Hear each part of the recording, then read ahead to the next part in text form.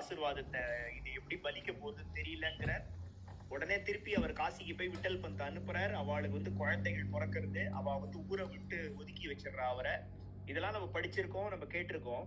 அவருக்கு வந்து பரமேஸ்வரனான பரமேஸ்வரனே நிவிருத்தியா பிறக்கிறார்.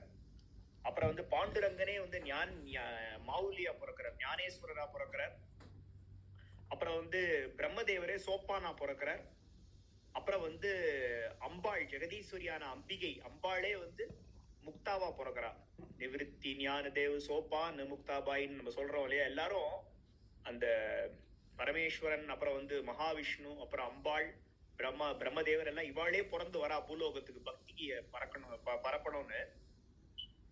அவளோட வாழ்க்கைய இவாளுக்கு இந்த மாதிரி பிறந்திருக்கான்னா, இப்போ நம்ம வந்து பால் வாங்குறோம்னா அந்த காலத்துல எல்லாம் என்ன பண்ணுவாங்கன்னா, பாலை எடுத்துன்னு வருவா, ஒரு பெரிய கேன்ல பால் எடுத்துன்னு வருவா. பால் எடுத்துட்டு வந்துட்டு அவ ஒரு மெஷரிங் டம்ளர் வச்சுட்டு அந்த பாத்திரத்துல நம்மளுக்கு நம்ம வீட்டுக்கு எவ்வளவு வேணுமோ பால், அன்னைக்கு வந்து 1/2 லிட்டரோ 1 லிட்டரோ 3/4 லிட்டரோ அதை மெஷர் பண்ணி அந்த பாத்திரத்துல விடுவா. அப்போ அந்த பாத்திரம் நம்ம அம்மா எல்லாம் கையில வச்சிருந்தானா அந்த பாத்திரத்தை பார்த்துட்டு பால்காரன் சம்டைம்ஸ் என்ன சொல்லுவா, அந்த பாத்திரம் கிளீனா இருந்தா ஓகே, பாத்திரம் கிளீனா இருந்ததுன்னா அம்மா இந்த பாத்திரம் வேணாமா, அந்த பாத்திரத்துல அழுக்கா இருக்கு, பால் வீணா போயிடும், நீங்க வேற பாத்திரம் கொண்டு வாங்க அப்படின்னு சொல்லிட்டு அவன் சொல்லுவான்.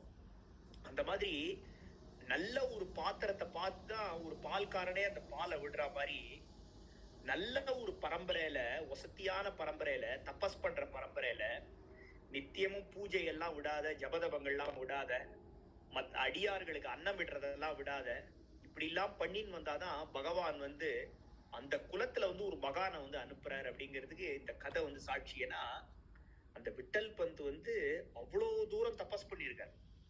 சின்ன வயசுல இருந்தே அவ்வளவு தூரம் தபஸ் பண்ணி அதுக்கப்புறம் வந்து தீர்த்த யாத்திரை போகும்போதுதான், ஒரு ஊர்ல தீர்த்த யாத்திரை பண்ணி தங்கும் போது அந்த அவரோட ஒய்ஃபான அந்த ருக்மணி, அவரோட அப்பா வந்து இவரை பார்த்துட்டு, இவர் இவ்வளவு தபஸ்வியா இருக்காரு, இவ்வளவு ஜபதபங்கள்லாம் பண்ணி இவ்வளவு தூரம் இவருக்கு வந்து ஒரு தேஜஸ் இருக்கு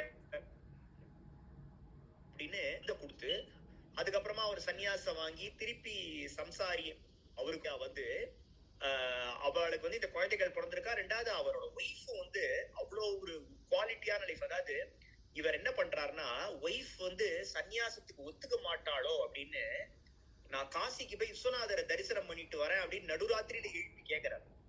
அவ வந்து தூங்கிட்டு இருக்காங்கல்ல, அதாவது எனக்கு வந்து விரக்தி வந்துட்டு நான் சன்னியாசம் எடுத்துக்கிறேன் 2-3 தடவை சொல்லி பாக்குற முன்னாடி அவ ஒத்துக்கல.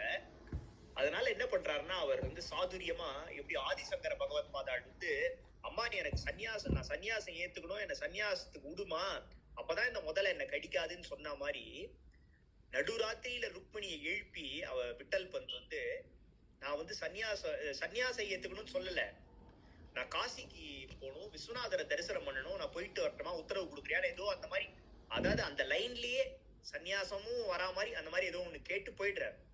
காசிக்கு போய் 12 வருஷம் இருந்து அவர் வந்து அங்க தபஸ் பண்ணிட்டு இருக்காரு, சன்னியாசியா ஆகி தபஸ் பண்ணிட்டு இருக்காரு.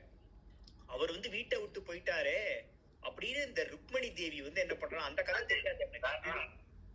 ஒரு செகண்ட், அண்ணாக்கு பிடிச்சது எந்த